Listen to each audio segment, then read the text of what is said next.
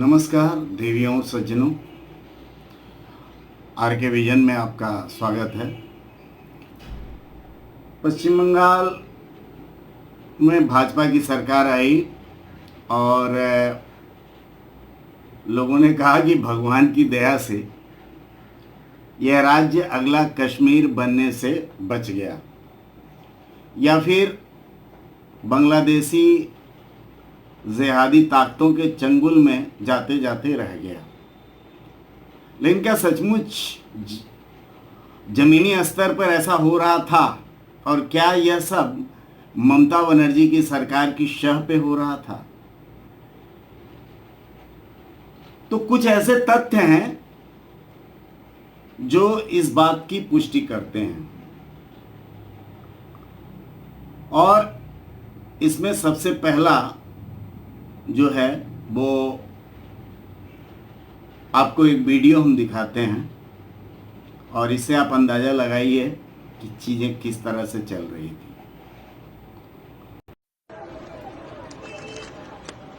बांग्लादेश থেকে যদি কোটি কোটি বাঙালি মুসলমান অবৈধভাবে ঢোকে তার ভাষা বাংলা হ্যাঁ কি না? যে বাংলা বলা কোটি কোটি বাংলাদেশি মুসলমান যদি পশ্চিমবঙ্গে ঢুকে থাকে সে আয় করার জন্য শহরে আসবে, গ্রামে না, হ্যাঁ কি না? শহরে যদি কোটি কোটি বাংলা বলা মানুষ ঢুকে যায়, বাংলার শহরে শহরে ওয়ার্ডে ওয়ার্ডে বাংলা আগের থেকে বেশি শোনা যাবে, হ্যাঁ কি না? এমন কোন ওয়ার্ড, এমন কোন শহর এই বাংলার বুকে চেনেন যেখানে আগের থেকে বেশি বেশি বাংলা শোনা যাচ্ছে? কি বুঝে গেলেন? পরিষ্কার চারটে প্রশ্ন, চারটে सुना आपने? यह बंगाल में धीरे धीरे संकीर्ण भाषाई उन्माद और पृथकतावाद को बढ़ावा देने वाले संगठन बांग्ला पोक्खो के सुप्रीमो गार्गो चटर्जी का बयान है। और वो बंगला में क्या बोल रहा है मैं बताता हूँ आपको। वो कह रहा है कि बांग्लादेश से अगर करोड़ों मुसलमान अवैध रूप से पश्चिम बंगाल में आते हैं तो उनकी भाषा बांग्ला है। ये बांग्लादेशी मुसलमान रोजगार के लिए गांव में नहीं बल्कि शहर में आएंगे और फिर बांग्लादेश से अधिक बांग्ला बोलने वाले पश्चिम बंगाल के शहरों के हर गली मोहल्ले में हो जाएंगे। इसका मतलब साफ था कि अधिक संख्या में बांग्लादेशी मुसलमान पश्चिम बंगाल के में आकर के शहरों में या उपनगरों में बस जाएंगे तो यहाँ से दूसरे भाषाभाषी लोगों और खास करके हिंदी भाषियों को यहाँ से पलायन करना होगा। अब इसका एक और वीडियो है, देखिए, जहाँ ये प्रोपेगेंडा फैलाकर अन्य भाषाभाषियों को इस राज्य से भगाने की मांग कर रहा है, जिसका मकसद साफ था कि राज्य के बहुभाषी और बहुसांस्कृतिक चरित्र को खत्म करना। मजेदार बात है कि ममता बनर्जी की सरकार चुपचाप ये सब ऐसा होते हुए देख रही थी।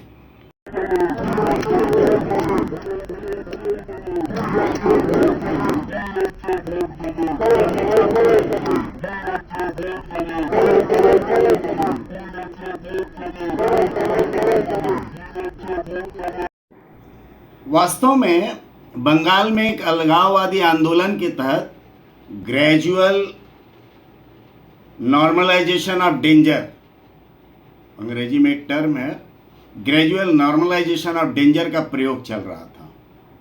इस आंदोलन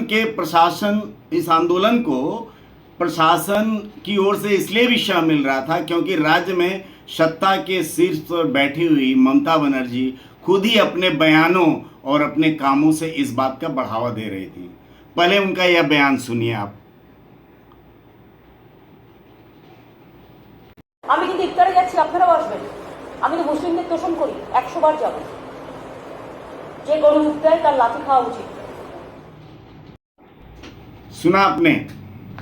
ममता सीधे सीधे कह रही कि मैं मुसलमानों का तुष्टीकरण करती हूँ क्योंकि जो गाय दूध देती है उसकी लात भी खा सकती हूँ।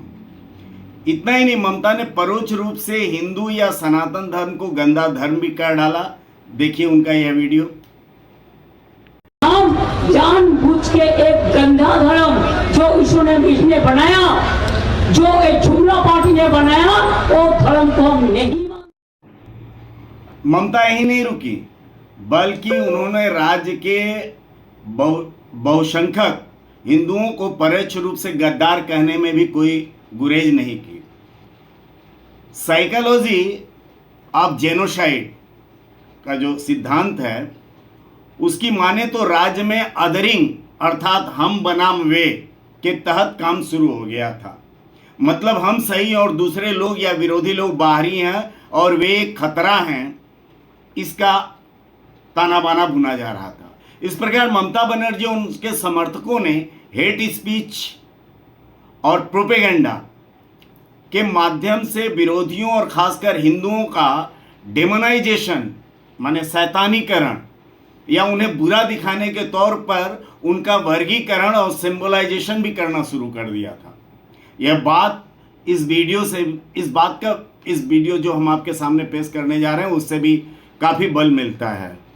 हम डरफूक नहीं है, हम काफिर नहीं है, हम गद्दार नहीं है, हम लड़ने जानता है और जो हमारे साथ लड़ेंगे उसको हम दिखा देगा। अरे लोग भी इतना डरफूक है, इतना काफिर है, इतना गंदा है, इतना लोभी है कि रुपया का पास कीमत चुका दिया।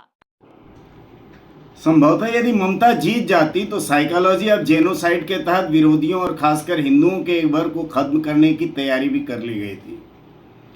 तृणमूल के विभिन्न नेताओं के घरों या पार्टी ऑफिस से निकल रहा हथियारों का जखीरा क्या इसी बात का संकेत नहीं है?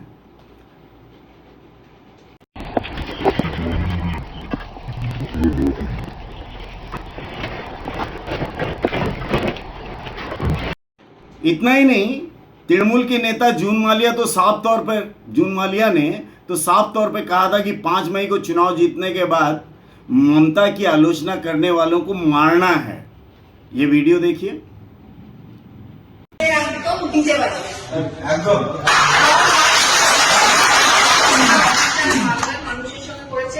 দিদিকে যেভাবে ওরা অপমান করেছে দিনের পর দিন যেভাবে সবাই দেখেছে, যারা আমাদের ইয়াং ছেলেমেয়েরা আছে দেখেছো লাস্ট পোস্ট একটা কি বানিয়েছিল না দিদি, দেখেছো সবাই?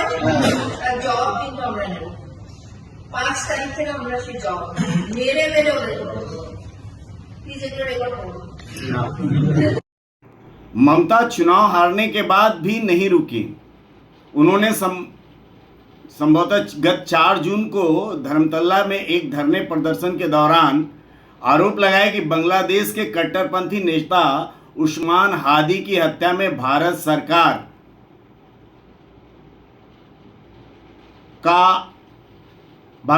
का हाथ है। ये वही उस्मान हादी है जिसने पूर्वोत्तर भारत के 7 राज्यों को अलग कर उन्हें बांग्लादेश में मिलाने की हुंकार की थी। বাংলাদেশ থেকে একটা বড় খুনিকে এসটিএফ অ্যারেস্ট করেছিল, জেনে রাখুন। যা নিয়ে বাংলাদেশে অনেক রেভলিউশন হয়েছিল। অন্য দেশের কথা আমি বলছি না, আমার বলার অধিকার নেই, কিন্তু আমি যেটা বলছি পয়েন্টটা, তারপরে তারা মেঘালয় দিয়ে বাংলায় চলে আসে। বাংলায় যখন চলে আসে তখন আমাদের এসটিএফ তাকে ধরে, এটা তাদের ক্রেডিট। তারপরে হোম মিনিস্টার নিজে আমাকে ফোন করে বলছেন, এতদিন তো কই আমি বলিনি, মুখ করিনি, আজকে অত্যাচারের শেষ সীমায় গেছেন বলে। কারণ এটা জানে, আমি এখনো নামটা বলছি না ভদ্রতা করে, বাংলাদেশের লোক উত্তাল হয়ে যাবে। আমি সেটা চাই না, আমি দেশকে ভালোবাসি, না বলবো না দেশের স্বার্থে। কি বললেন? आप थोड़ा आपको बंगाल पुलिस को बोल दो ये बात बाहर में नहीं कहने के लिए, एक देश के लिए है। কাকে দিয়ে খুন করিয়েছিলেন, কার কার নাম বেরিয়েছিল, আজ গভর্নমেন্ট চেঞ্জ হলেও মনে রাখবেন আমি তো সবটাই জানি। আমার হৃদয়টাই একটা কথা ভান্ডার, তথ্য ভান্ডার, সত্য ভান্ডার। আমি তো সম্পদের ভয়ে কর্মীদের জলে ভাসিয়ে দিয়ে দল ছেড়ে চলে যাব না, আমার তো 1 সেকেন্ড লাগতো। इस्लामिक कट्टरपंथियों के लिए ममता कितनी मायने रखती हैं, इसका प्रमाण बांग्लादेश के जमाते इस्लामी का नेता मोहम्मद नूरुल हुदा का बयान है, जो ममता के हारने के बाद आया था और उनके इस्तीफा नहीं देने पर आया था, जिसमें उसने ममता को दिल्ली के खिलाफ युद्ध छेड़ने और पश्चिम बंगाल को अलग देश बनाने के लिए कहा था। ভোট চোর, সাম্প্রদায়িক দাঙ্গাবাজ বিজেপির নেতাদের কাছে ক্ষমতা হস্তান্তর না করার সাহসী সিদ্ধান্তকে আমরা অভিনন্দন জানাচ্ছি। আর একটু সাহসী ভূমিকা নিয়ে বিজাতীয় দিল্লির শাসনকে প্রত্যাখ্যান করুন এবং পশ্চিম বাংলাকে স্বাধীন রাষ্ট্র ঘোষণা দিন। আমরা 17 কোটি মানুষ আপনাদের সহযোগিতা দেব, সমর্থন দেব, সার্বিক সহযোগিতা দেব। আপনি সাহস করে স্বাধীনতার ঘোষণা দিন, পশ্চিম বাংলাকে স্বাধীন রাষ্ট্র ঘোষণা দিন। আপনার পাশে বাংলাদেশ আছে এবং থাকবে। वास्तव में यदि आप ममता द्वारा बनाया गया विश्व बांग्ला का लोगो ध्यान से देखें तो उसमें वह भारत के बीच बंगाल को एक राज्य के तौर पे नहीं बल्कि विश्व में एक अलग संप्रभु देश जैसा दिखाने की कोशिश की गई थी। इतना ही नहीं, भारत का राष्ट्रगान और राष्ट्रगीत दोनों ही बंगाल के महान मनीषियों द्वारा कवि गुरु रविंद्रनाथ टैगोर और बंकिम चंद्र चट्टोपाध्याय द्वारा लिखी गई है।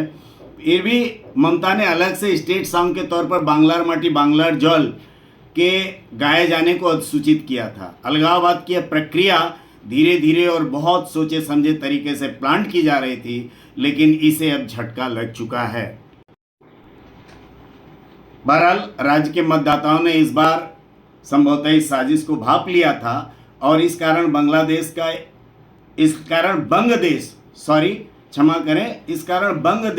या एक और बांग्लादेश बनाने की कोशिश करने वालों का फिलहाल सपना टूट चुका है और क्रमशः वे बेनकाब भी हो रहे हैं। अब आने वाला वक्त बताएगा कि नई राष्ट्रवादी सरकार इन्हें कैसे और किस तरह से इनके इस कामों का ढंग से पर्दाफाश करती है और इन्हें सजा दिलाती है। आशा है आपको यह वीडियो पसंद आया होगा। पसंद आया तो लाइक कीजिए, सब्सक्राइब कीजिए और अपने कमेंट से हमें और समृद्ध कीजिए। धन्यवाद। जय हिंद, वंदे मातरम।